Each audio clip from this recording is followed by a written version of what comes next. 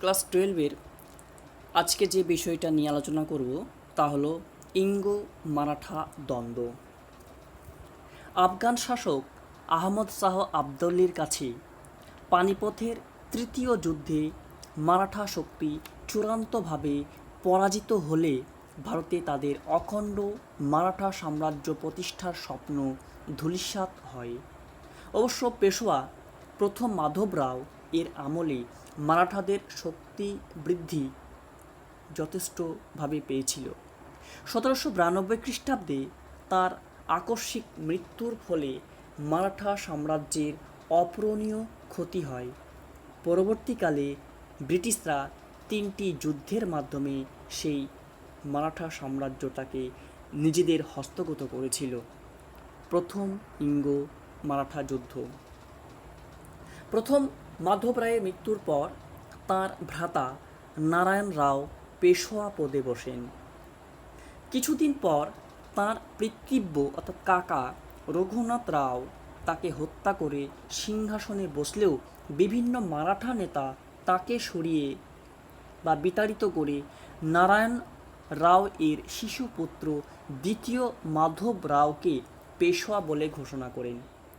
বিতাড়িত রঘুনাথ রাও ইংরেজদের শরণাপন্ন হয় এবং তাদের সঙ্গে সুরাটে সন্ধি স্বাক্ষর হয়।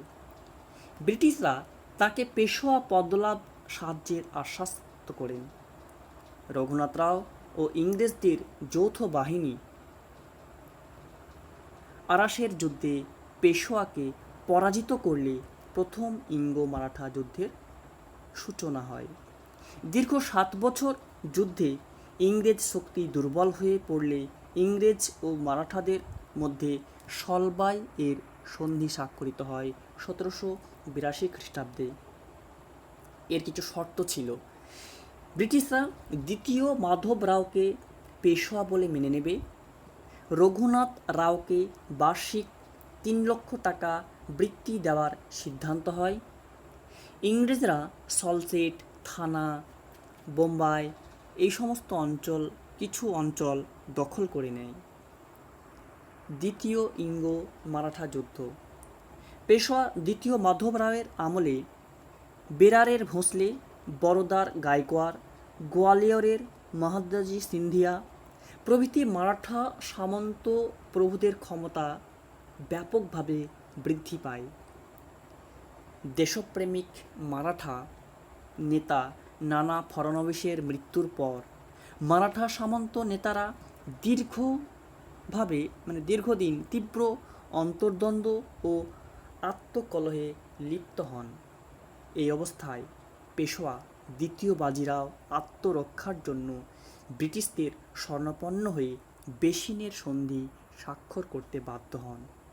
এর শর্ত ছিল কি না, পেশোয়া ইংরেজদের হয়ে অধীনতামূলক মিত্রতায় আবদ্ধ হওয়া। পেশোয়া সুরক্ষার জন্য পুনায় ইংরেজ সেনাবাহিনী নিয়োগ করা হয়। স্থির হয় যে পেশোয়ার কোম্পানি অনুমতি ছাড়া তৃতীয় কোনো শক্তির সঙ্গে মিত্রতা স্থাপন করবে না। পেশোয়ার দরবারে একজন ইংরেজ রেসিডেন্ট থাকবেন, যিনি পেশোয়াকে নিয়ন্ত্রণ করবেন।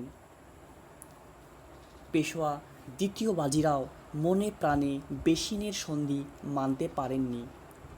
মারাঠা সামন্ত সিন্ধিয়া, ভোঁসলে এই সন্ধির তীব্র বিরোধিতা করেন। ইংরেজদের বিরুদ্ধে যুদ্ধ শুরু করলে দ্বিতীয় ইঙ্গো মারাঠা যুদ্ধ হয়, অর্থাৎ তাদের যুগ্ম যে বাহিনী তাদের সঙ্গে যুদ্ধ শুরু হয়ে যায়। ইংরেজদের কাছে অসই, ওয়ারগাঁও, দিল্লি এই সমস্ত যুদ্ধে বারবার পরাজিত হয়ে সিন্ধিয়া সুরজ অর্জুনগাঁও এর সন্ধি এবং ভোঁসলে দেওগাঁ এর সন্ধি স্বাক্ষর করে অধীনতামূলক মিত্রতা নীতি মেনে নেন।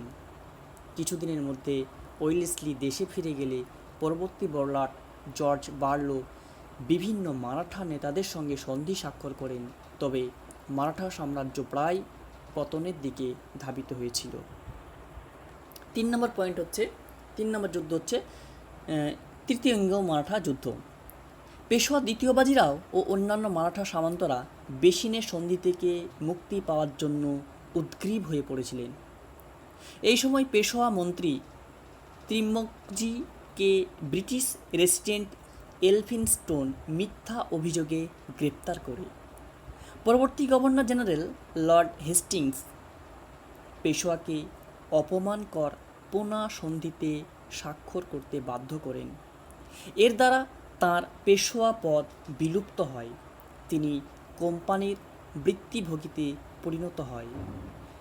ইংরেজদের এসব কাজে ক্ষুব্ধ হয়ে পেশোয়াসহ বিভিন্ন মারাঠা নেতা ইংরেজদের বিরুদ্ধে যুদ্ধ ঘোষণা করলে তৃতীয় ইঙ্গো মারাঠা যুদ্ধ শুরু হয়ে যায়। 1817 খ্রিস্টাব্দে সীতাবলী এর যুদ্ধে ভোঁসলে ও মাহিদপুরের যুদ্ধে হোলকার ইংরেজদের কাছে পরাজিত হয়। 1818 খ্রিস্টাব্দে কেরেগাঁও ও অস্ট্রিয়ার যুদ্ধে পরাজিত হয়ে আত্মসমর্পণ করলে যুদ্ধের অবসান ঘটে। ফলে কি দেখা গেল না, পেশোয়া বাজিরাও পদচ্যুত ও কোম্পানির বৃত্তিভোগীতে পরিণত হয়। পেশোয়া পদ বিলুপ্ত করে তাঁর রাজ্যে কোম্পানির সাম্রাজ্যভুক্ত করা হয়। ভোঁসলের যে রাজ্য ইংরেজরা দখল করে নেয়। এভাবে 1818 খ্রিস্টাব্দের মধ্যে পাঞ্জাব, সিন্ধু অঞ্চল ছাড়া সমগ্র ভারতের ব্রিটিশ আধিপত্য প্রতিষ্ঠিত হয়েছিল। এ হচ্ছে সংক্ষিপ্ত আজকের আলোচ্য বিষয়বস্তু।